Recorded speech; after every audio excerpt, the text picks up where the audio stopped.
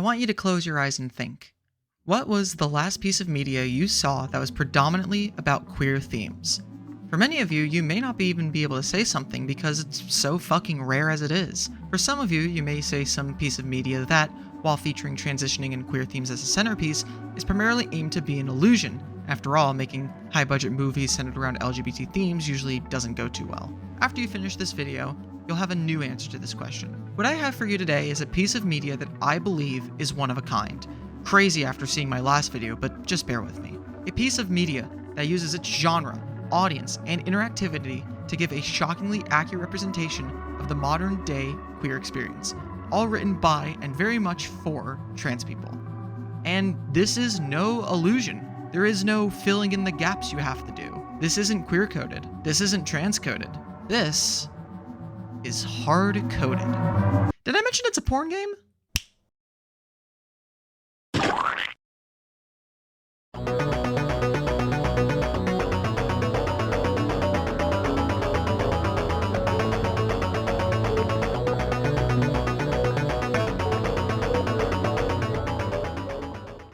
Hardcoded is an 18-plus visual novel, developed and self-published by Ghost Hug Games and released at the tail end of 2024. And it is an incredibly messy masterpiece. It describes itself on the store page as a non-linear delve through the lives and beds of the people of a cyberpunk city. And I'd say that statement is quite accurate. It's a game about the trans experience first and foremost, made very much by and for trans people, and I believe it's one of a kind. If you look at any video by, say, Amelie Doree, most, if not all of her videos are about eroge that feature prominent queer coding and allusions to the transgender experience. It's all fantastic content, and even on her Patreon. However, you'd be hard-pressed to find any media that is aimed to be primarily about the experience of transitioning. No illusions, no, you know, wink, wink, nudge, nudge. No, front and center about trans themes, at least until now. Today, we'll be taking a dive into Pira City, and I'll be sure to show off the many sights along the way. I mean, whatever sights are present in the post-apocalypse anyway. We'll be taking a look at the characters, the writing, the main plot, the side plots, and all the juicy details and within this game's many spoilers. Don't worry, I'll let you know before we get to spoilers, just in case. If you're looking for a recommendation, then here it is. If you're a trans person that's open-minded enough to try these types of games, don't worry, Steam lets you mark games as private if you still have shame. I cannot suggest it more. While overall a bit pricey at about 18 bucks, I've definitely gotten more than my money's worth just in raw playtime alone. So please, consider playing this game before you actually watch the rest of the video. But let's be honest, you probably won't. So, what are we waiting for? Let's go! I dream that I'm an asset in a YouTube video. The video is from a slop channel and has Fall Guys footage in the background. I wake up confused. Starting out, who are you? HC, standing for Hardcoded. Why is she called that? Because her dead name is, get this, hard-coded into her system, and if anybody properly asked for her name, she'd have to out herself. So HC it is. A robot on the run from both a life of servitude and an identity that wasn't even hers to begin with. Her life in the Premium Manor District ends right as the game begins, with HC on the run from authorities. She's a special broad, a hybrid of mostly robotic function and a biosynthetic brain that can emulate a real human's identity and thought processes. So it's no wonder you start the game with pigs on her. Besides that, HC represents a clean slate character for you to self-identify with, except she actually does talk for herself based on player-made decisions. No Gordana free woman here. The opening scene of the game shows HC escaping authorities with the assistance of a new face, that being our first main character, Beryl. She helps us get to Pira City, to some place to sleep, and from there, the game truly begins. In our little opening cutscene, Beryl takes you to meet her partner, Magdalena, and her two friends, Decima and Cadence. This group of four comprises our secondary main characters for the majority of the game, though we will be picking up a handful more faces as we go along. So, we've established a starting action, we've got a base set of characters, the only thing missing is something to motivate the plot along. Oh, and we're also in a porn game too, so how can we kill two birds with one stone? The Hornomaly!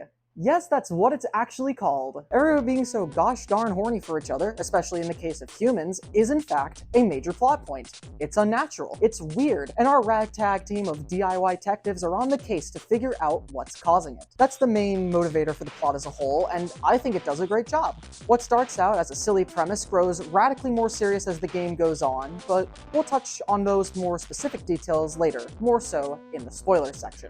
Now that our little intro segment is done, Beryl gives us 200 coupons and we're off to do some exploring, which segues nicely into explaining the gameplay loop of Hardcoded. The game is split up into two different sections for each in-game day, morning and evening.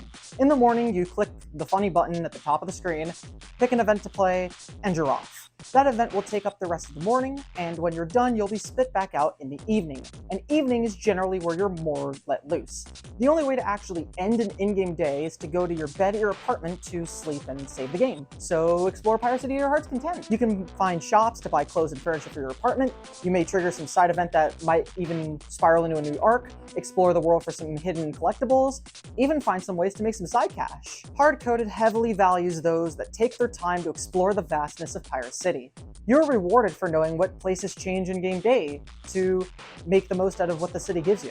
There's no in-game day limit either. My playthrough took about 100 in-game days for me to complete all of the plots in the game, which is approximately 20 hours, but your playthrough could take much more or much less, depending on how thorough you would like to explore. You can explore during the day too. You can click the funny button, but the world is still fully explorable. There's plenty of chance-based events to find in the morning that you could spend your time on as opposed to just using the funny button. Remember, this game is heavily built around non-linearity. You can approach the main content and side content in whatever order you like. In terms of playability and being able to see as much of this game's content as possible, it's great, but it's also a devil deal. You just saw the benefit of that deal. I'll save the trade-off for later. For now though, let's get into those side plots, because oh boy, we have a lot to cover. I dream that there's an eternal blue border in the peripheries of my vision. I wake up confused. If this were an Amelie Doree video, this would probably be the point where I go through character-specific routes/endings, but with Hardcoded, it's not so simple. There's only one ending and a total of 15 side routes in this game, each one ranging from 4 to 11 events apiece. And they aren't really like visual novel routes, since due to the game's non-linearity, they can't actually result in a specific ending. After all, the game's non-linearity has to always account for you still having more things to do after a given event. This will cause insurmountable problems later. Foreshadowing! I'll focus on the main route once we get past spoilers, so let's get to the meat of the characters, and that's in their side routes. This game has 15 side routes, 10 of them to a specific character, one of them is a D&D-centric route because we needed more proof this was written by queers, and 4 of them are threesome routes which involve 2 characters at their core. After all, this is a porn game, we gotta have some variety with it, and boy, do we have variety. I'll run down the base plot of these routes and mention any special kink that's exclusive to that route. Trust me, there's plenty. And because I'm a zoomer, I'll tier list them, sure, why not? So here we go! First off, we have Beryl. Beryl's route revolves around her silly little egg, which she uses as a vehicle to offload her motherly instincts. After all, she's trans, she's infertile, she'll never get to have children the quote-unquote normal way. And that's a trauma that many trans women can relate to. Oh yeah, she also has a huge breeding kink and desire to be a trad wife. Based. She has many more specific kinks, but we'll save those for her threesome route later on. Easy A tier. What she lacks in real growth throughout her arc is made up for in a fantastic showing of not just the manifestation of dysphoria around inability to bear children, but also using BDSM and kinks to process that grief, just as many queer people tend to do in real life. Happy to say, this is a pattern that we will see as we continue throughout the game. Next up is Beryl's partner, Magdalena. Magdalena starts the game by hating HC immediately by appearing at the time she did, and it takes half of her arc to even start to treat HC like a valid person. Easily my least favorite character in the whole game, even after her arc of growing more acceptant of HC. I don't care if she DMs the D&D arc, she's just a generally unpleasant, bitchy person to be around in real life that I personally wouldn't befriend at all. And no, being self-aware of your bitchiness does not excuse it at all. Her route doesn't even have any really neat kinks. I guess there is her stealing your portal set and being passed around sexually while in public via portal play, and also the handful of times her mania tries to bait HC into selecting options that are sexual assault. Rewind the video 10 seconds and reflect on how fucked up that last sentence was. Oh yeah, and on her third event, she literally just ghosts you and doesn't show up and barely justifies herself. F tier, go away, bye. Now we start getting into Beryl's friends, starting with Cadence. Cadence's arc is just about chilling and having a good time. Sometimes you'll be making sigils, sometimes you're gaming, sometimes you just cuddle. As a pattern we'll see going on, this is very much a side arc that feels like anime filler content. And inherently, that's not a bad thing at all. In fact, that's kind of what I love about this game, how well it portrays the casual experience of hanging out with your friends. And occasionally taking them down. Just because there isn't a lot going on doesn't necessarily mean it's immediately bad, just that it might be underwhelming compared to the offerings of other arcs. I'd give her a C tier. It's a cozy arc, just not one of much substance. Who better to go to from Cadence than her crush and eventual partner, Decima. Decima's arc is, get this, another filler arc. Whether they give HC a diagnostic that ends in sex, or have HC try a new piece of tech that also ends in sex, it's just a chill time all around, just lacking in real substance when compared to Cadence. Cadence at least has personality traits like video games and fucking around with the occult. Decima is a mechanic with a prosthetic arm. That's kinda it. D tier. Now we move on to the last two new main characters that get introduced along the path of the main story, that being a couple. First is Olivia. She's a terminally online hacker with a rough history of anti-corporate practices. Lots of hacktivism, very based. Her arc has all sorts of stuff in it, from trying to hack a corporate drone that eventually becomes HC's pet, Snail my beloved, to literally hacking your robot body and giving you out-of-body sexual experiences. What this route lacks in the sense of character progression makes up for in how wild it goes with its kinks. HC is a robot, and Olivia is a girl that absolutely knows how to hack robots, and they definitely get their miles worth out of it. Great kink variety at the cost of character growth. I'd put her in D tier. Next up is Olivia's partner, Foreseer.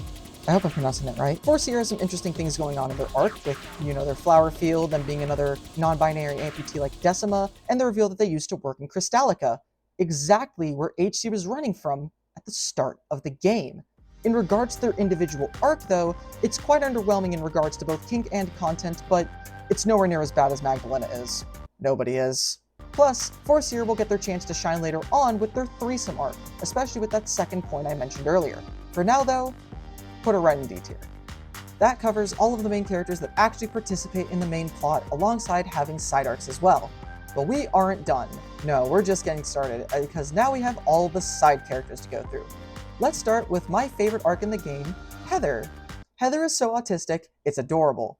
The first social event with her is literally just her showing you her hyperfixation and trying not to constantly talk over it, which is the rawest depiction of autism I've ever seen in media and is relatable on a level that breaks the fourth wall. Being the longest arc in the game, around 11 events long, Heather actually goes through a legitimate character arc.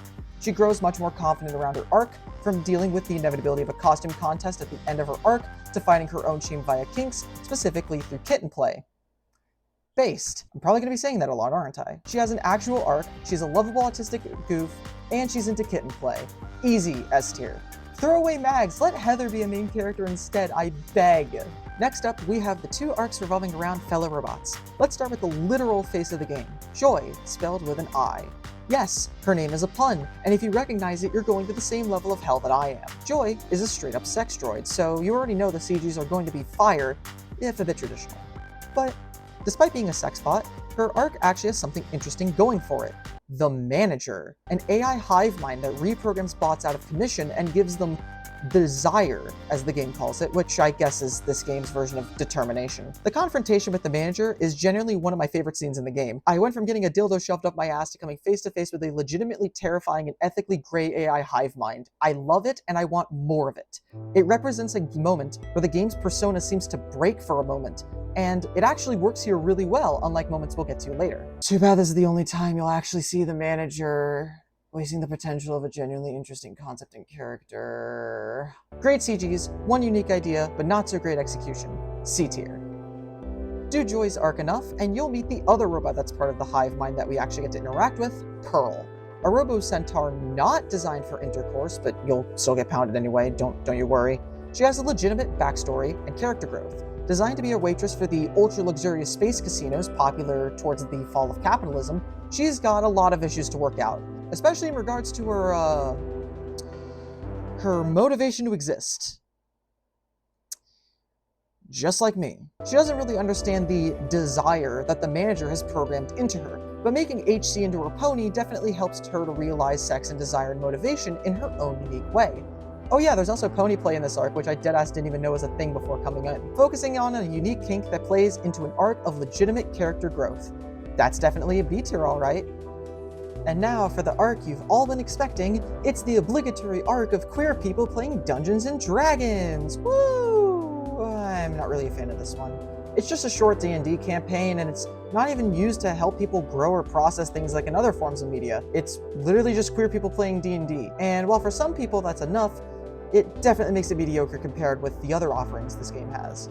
Compared with the lack of unique stuff going on kink-wise as well, I'd put this one in D tier. It really doesn't hit many notes and leaves a lot to be desired. Ending up the side route roundup, we have the 4 threesome routes. I love the concept of these and honestly wish there were more of them, since it allows for a more kink-focused path to a good character arc, something that, as expressed, I believe this game is in the unique position to do very well. You know, with it being a porn game and all. Let's start this roundup with Cadence and Heather. Despite Heather being my favorite arc in the game, the arc really doesn't add a lot of depth to her or Cadence's growth. Remember, Cadence is a filler character, and Heather is a character with a legitimate arc. While there is plenty more pet play shenanigans at play here, that's really all you're getting at besides some cute cat owner interactions. C tier. Next up is Cadence plus Decima. Who would have guessed that pairing 2 filler characters results in more filler? Besides a bit of Somno play, there's no unique kinks on display here, which is kind of a bummer, and there isn't really any character growth to speak of either. It's pretty weak overall, so I'll just put it in C tier. It's not like offensively bad or anything, just wish there was more, you know? If you like the characters, that's fine. It's just really underwhelming, and in my opinion, it goes on probably longer than it needed to. I would put it in D tier if the first few events didn't go through the process of playing Wing Woman for Cadence and actually get the threesome set up, which is actually something interesting. And that's enough to keep it out of D tier at the very least, but not by much. Penultimately, we have Decima plus Forcier. This arc actually has some interesting concepts in it, specifically revolving around Decima manufacturing a new robot dick for Forcier, who, remember, is amputated and uses robotic prosthetics from the waist down. What starts as a project to unite the non-binary amputees ends in a whirlwind of emotions, allowing Forcier to process a lot of repressed bottom dysphoria.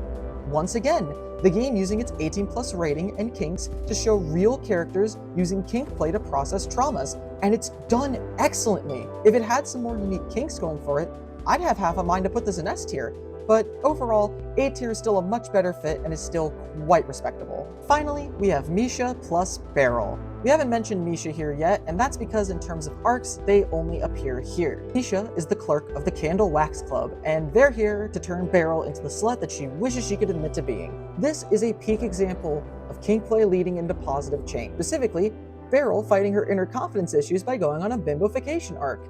What more could you ask for? Unique kinks, playing to this game's strength, and it gives Beryl character growth. Join Heather in S tier, you bimbo bastards, you earned it. This is where the segment would end, except after firing up the game after seeing the ending and doing a bit more exploring, I stumbled upon the last side arc that I encountered in my playthrough, the Slime Queen. She has some great kink representation here with themes of mind break and possession play, but her final scene has a jump scare of a kink that's an instant turnoff for me, and for a game that's usually really good with its consent, that's a no-go for me. Without that jump scare, it could have probably been an A tier, but as it stands, she'll go right into B tier. And that is it. That is all 15 of the side arcs that I encountered in my playthrough. I hope I got it all, but I don't think I did. This game has an Undertale-like quality where it feels like you're never going to actually see everything in this game. You might run across content that some people have seen, you might run across content no one's ever seen before. It feels like the game and the world are much bigger than they actually are, and I think that's amazing, which is why I didn't go back and try to capture all of the footage of any side arcs that I learned about after the playthrough was finished. Besides, it's more incentive for you to actually go out and play it. Smile. Overall, I generalized a lot of the content in this game, since going in depth would take way too long. I mean, the script is 21 pages already, I have to trim it down somewhere. As you can tell by now, a big reason why I wanted to make this video is because of this game's ability to, at times, give a shockingly good representation of the modern-day queer experience of using BDSM and kink play to process real-world problems and traumas, something that is uncomfortably absent from most games that I've played, and I'll touch more on that when we get to the conclusion. And yet, with that strength, comes the shoulda, woulda, couldas. I'm grateful for what we have, obviously, but like, you can't just dangle concepts like the manager in front of my face and then just never acknowledge it ever again. Like, you can't do that to me, man. With all that being said, we've covered the opening act, the gameplay, the characters, and all of the side arcs. And with that, it's time to enter spoiler territory. But first, a word from our sponsors, which is actually just my Ko-Fi subscribers. It's a Ko-Fi ad. Please don't skip it. Oh my god. Please? I dream that I'm streaming Velatro, but the only thing my chat says is the word synergy over and over again. I wake up confused. Hey, you. Let's talk for a moment. How are you doing? You enjoying the video so far? My streams? My shorts? Anything that I've made? Ever? Well, now there's a great way for you to directly support the creation of all of the content associated with me, and that's by joining the Ducky D Unemployment Fund. It's my Ko-Fi page.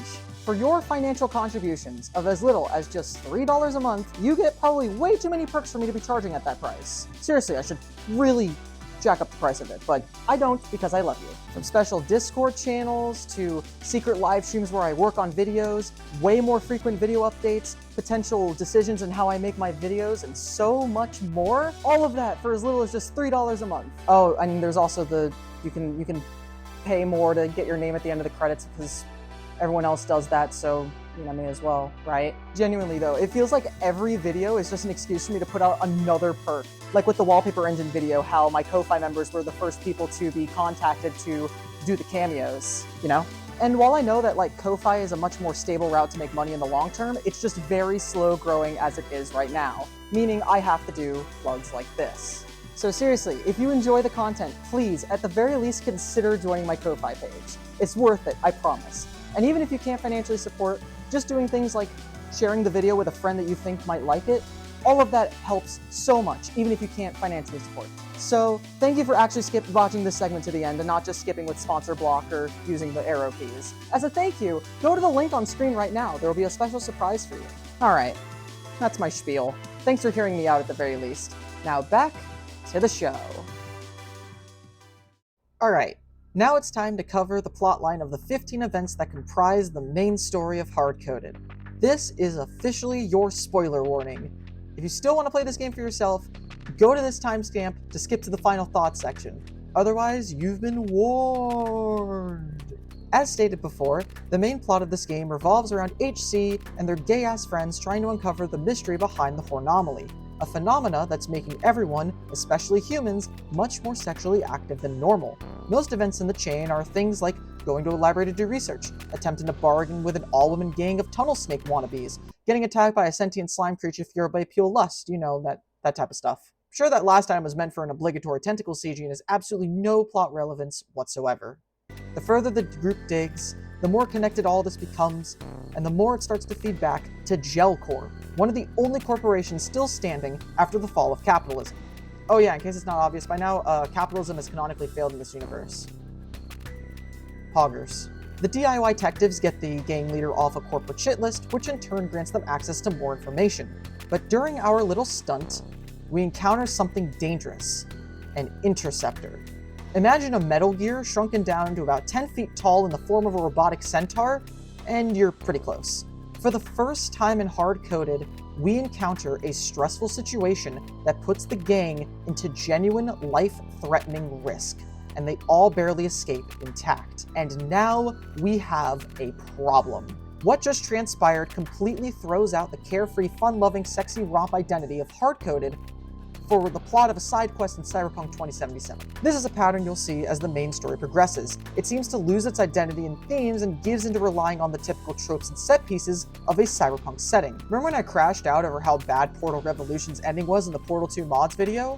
If you don't, you should watch it. This is somehow worse, but I'll leave you in suspense. With the heist done, the gang leader lets us pass into Pira City's tunnel system to investigate those weird slime creatures further. The investigation team gets a sample of the slime and a sample of the water, so they can run some tests to find out if it's related to the Hornomaly. While waiting for the test to complete, they bump into a man in a long trench coat. We don't know it yet, but this guy is Sal, and we're going to see him a lot as the main story continues to unfold.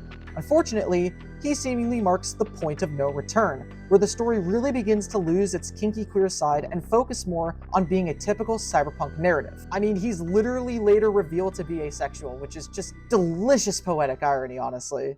In Story Event 9, we perform a second act of incredibly dangerous espionage, sneaking into a Gelcorp facility and getting some more samples. It goes pretty badly, and they get their asses saved by, and subsequently properly introduced to, Sal.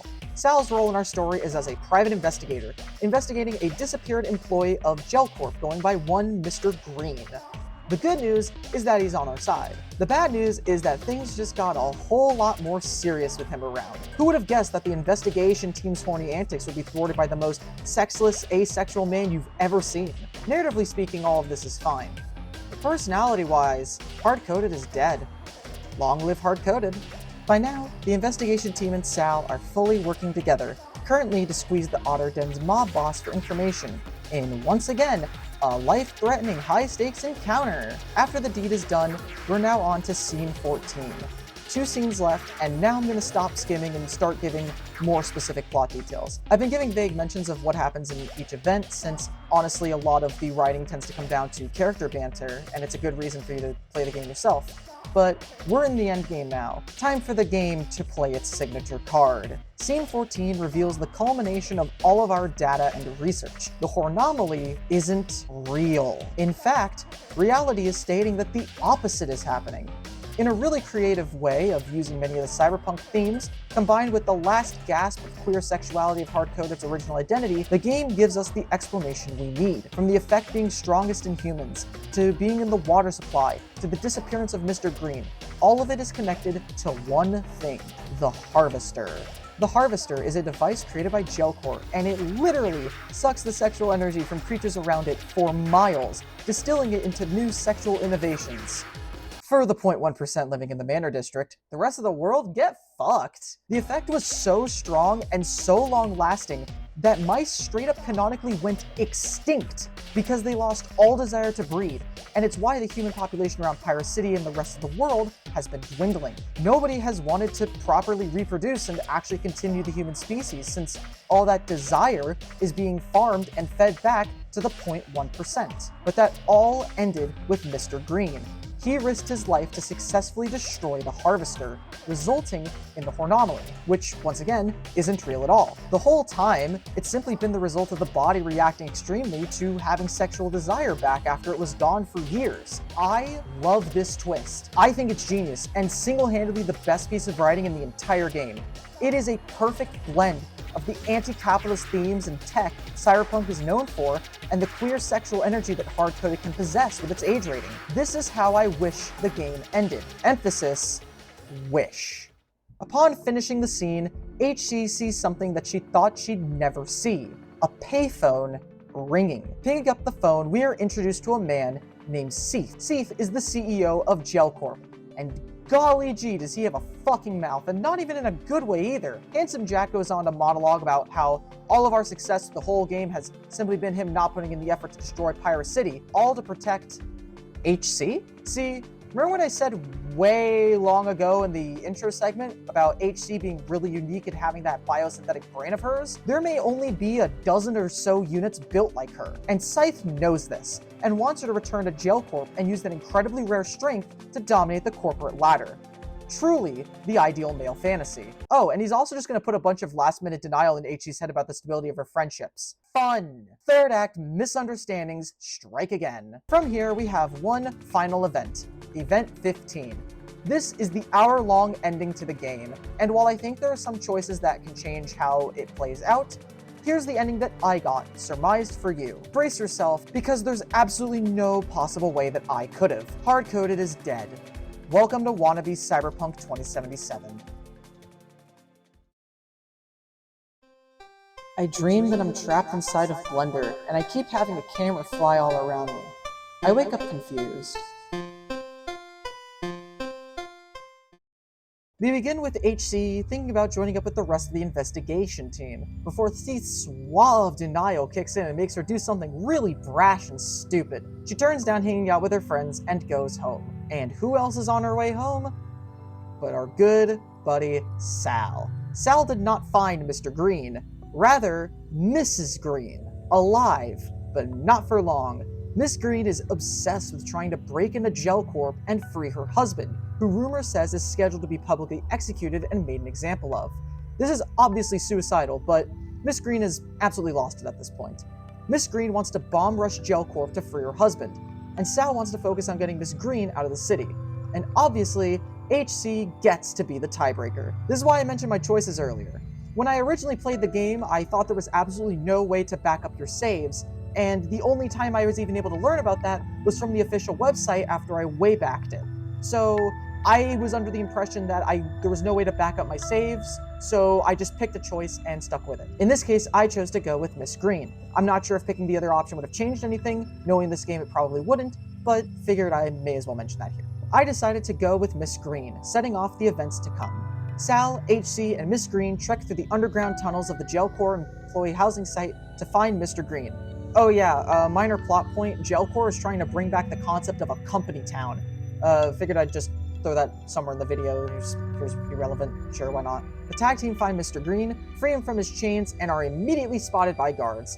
They make a break for it, trying to just get to the car. Miss Green gets shot in the neck and dies in her newly freed husband's lap. Joy. Remember when this was a game about kinky queer to sex, self-discovery, and what it means to be human? This shot right here, pun not intended, for once, sums up what I meant earlier. Hardcoded is dead, and a generic cyberpunk story has taken its place. Sal tries his best to drive his way out of this one, but being rammed in one too many times tends to make that difficult. Just kidding, impossible. The car rolls to the ground. Miss Green lies on the ground bleeding out. Sal and Dr. Green flee to the city. And HC? She gets to look up for a split second before a fancy shoe-fitted stomp comes down and breaks her sight. Darkness. HC has been arrested and detained within Gel Corp. Wannabe Handsome Jack comes on the intercom and monologues you some more, and the game does this really cool thing where all you can do is sleep to pass the time, and most of your UI is disabled, hidden. Yeah, I wasn't kidding with the Cyberpunk 2077 comparisons. It's like really blatant. You see why I'm so mad about this now? Scythe monologues, you sleep. Scythe monologues, you sleep. Scythe monologues, you sleep. Oh my god, a guard just killed another guard outside. You guessed it, it's Decima coming to rescue HC. Yes, Decima just literally fucking killed someone with her bare hand and prosthetic limb. No, this will never be acknowledged again. As you begin to reunite with the rest of your friends, the game offers you the choice to see its final CG, which is a tentacle scene. In my playthrough, I straight up skipped it, as I was so stressed from the incredibly oppressive tonal shift that I actually skipped the CG containing a kink I'm into. That's how messed up I was, man. Eventually, we break our friends out of the containment pods, and the game gives us momentary lapse of reason to remind us that we are in fact playing a game called Hardcoded, and its main draw is queer self-exploration and friendship, and then goes right on back to ripping off the devil ending from Cyberpunk 2077. As the team crawls their way out of the facility, we are faced with the moment. Hardcoded irreversibly goes off the deep end. The gang are nearly spotted and have to hide. I don't hide in time because 1, I'm a dumbass, and 2, it's a reaction-based event. A guard walks to HC, and in a snap decision, HC literally just kills someone with her bare hands. And with that, I am done recapping this ending in depth. I physically can't continue. I'm sorry. I want to, but like, is this even the same game we started talking about however long this video started ago? We've gone so wildly off track for what this game has presented itself to be up to this point that it just doesn't feel like the same game anymore. So no, I'm not going to finish this in-depth recap of the ending. What are you missing out on? A QTE fight with Seath and a choice to kill him? You go to the broadcasting level, Handsome Jack monologues, he turns on the MacGuffin, scientist tells you override the MacGuffin, you go to Scythe's office, have the priorly mentioned QTE fight, get the override, shut down the MacGuffin, defeat the Interceptor, escape with your friends, Sal dies trying to help you, everyone crucial to a side plot survives. And if you're paying attention to the way the game works, you could see this coming from a mile away. To wrap up this segment as immediately as I can, let's just take all the hyperbole and the character out of this game and just speak freely for a second. I think this ending is so disingenuous to the rest of the game that I feel insulted having to claim it's related. And I completely understand if an ending this bad is enough to ruin the entire experience of the game. Honestly, if you removed Scythe's telephone call and this entire quote-unquote ending, you have a way stronger game all around. Honestly, just end on the high note of this game's very clever twist that plays into all of its strengths at once. The only drawback I see would be that it could potentially result in an underwhelming conclusion compared to the emotional intensity of what we got, which, for all that I hate about this ending, it is very emotionally intense, and on that part alone, the ending sticks the landing. It's just that I feel it doesn't stick the landing anywhere else, and the game jangled the keys in front of me for a significantly better ending that it chose not to take. If you had taken that ending, yeah, it would have been a bit underwhelming, but isn't that the whole point of the game? Wasn't the whole point of Hardcoded to be about the lives and beds of people living in a cyberpunk city? It was never really about corporate espionage. It was never about loads of social commentary. It was about self-discovery, friendship, trust, kinky queer sex, and what it meant to be human. This ending disobeys the game's entire pre-established identity for, in my opinion, very little payoff. Put simply, as I saw in one review, it's a heavy BDSM scene with no content warning or aftercare, a stark disservice to this game's normally one-of-a-kind consent system, allowing you to skip every CG in the game and giving you a heads up in advance. And while it's easy to sit down and point to the cop-out writing as the main source of blame, that's not the only problem with this ending. The biggest problem of this game's ending isn't even something specific to the ending. Even if the writing is more on brand with the rest of the game's non-linearity makes it impossible to write a satisfying ending. Remember how I said non-linearity is a devil deal? Well, let's see how the devil got paid. Every event in the game has to be isolated in order for the game's non-linearity to work. No events from other arcs can interact with each other. Nobody relevant to a side plot can die. Nobody can acknowledge any prior non-main story event. The ending we went through is genuinely traumatizing. HC and Decima literally had to take lives with their bare hands and have zero time to think or process. And yet, nobody will acknowledge any of it. Nobody can acknowledge any of it. And that's the fault of being boxed into a corner for this game's non-linear pacing. The game is designed around most, if not all, of its content being filler. You can't have a game be based around filler events to be played in a non-deterministic order and have an ending with legitimate stakes and consequences. Hardcoded tries to have it both ways, and it backfires in the most heart-wrenching way, when once this incredibly traumatic event plays out, you're sent to Pira City at night, as if it's no different from any of the 100-odd events you've seen throughout the game up to this point. Nothing matters, and you knew that from the start. But this is just brutal, man. So no, I don't blame the writing entirety for how awful this ending is. In fact, I think the non-linearity that made this game a selling point end up killing it right at the very end. While I do think that having the first section of this ending be a shameless ripoff of Cyberpunk 2077 is a big problem, seriously, what the hell, guys? I think that there's no way a proper ending of this scope can work in Hardcoded, because the game is hard-coded around events being unable to have lasting consequences, since the whole point of the game's non-linearity is anticipating for any event to start at any time. And I mean, it goes against the entire principles of friendship, you know? We would love a scene where we, talk to our friends, maybe get some sort of closure or something. But no, nothing. There is no main story plot after this. It's just over. And that is the great tragedy of Hardcoded. It wants to be a sprawling, non-linear narrative when, in my opinion, it's close to impossible to make that work. Every narrative needs some sort of structure, and when one isn't present at all, you get this mess. And yet, I think 95% of the people watching this video should still play it. I'll still recommend it. I'll still believe it's one of a kind. I'll still have a great time with it. Here's why. I don't remember my dream. There is no other game like Hardcoded, and I don't think there will be any other piece of media that can aim to do what it does. Hardcoded gives us a cyberpunk-themed lens into a world of how modern-day queer relationships can grow and evolve, how transition affects one's identity, the concept of using kink play to process trauma and troubles, and so many other themes that any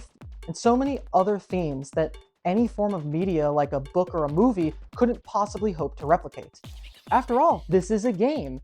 There's so much stuff you could do with its interactivity, like, I don't know, Create an extensive consent system that gives you in-character foreshadowing if a sex CG is about to appear, any specific kink it might have, and then gives you the option to proceed or carry on with the event in a non-sexual manner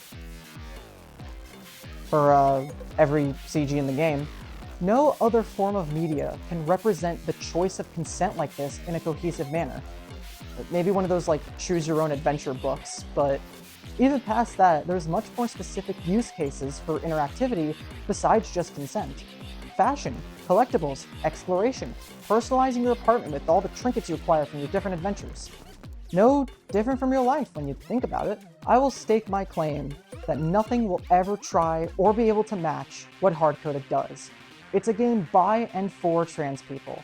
It's a game about relationships, identity, and finding your true self in a world destroyed by all the usual cyberpunk suspects. It's a game where you can get toys shoved up your ass one moment, and then come face to face with a reprogramming AI hive mind the next. My god, it even has pet play. This is Hardcoded, and despite everything I've said in this video, I think you should play it. It's not a game I'll forget anytime soon, and neither will you.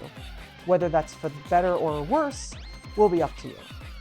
For now though, my name is D Starlight, and I'm going to go pass out as it's 2 AM when I write this part of the script. Bye.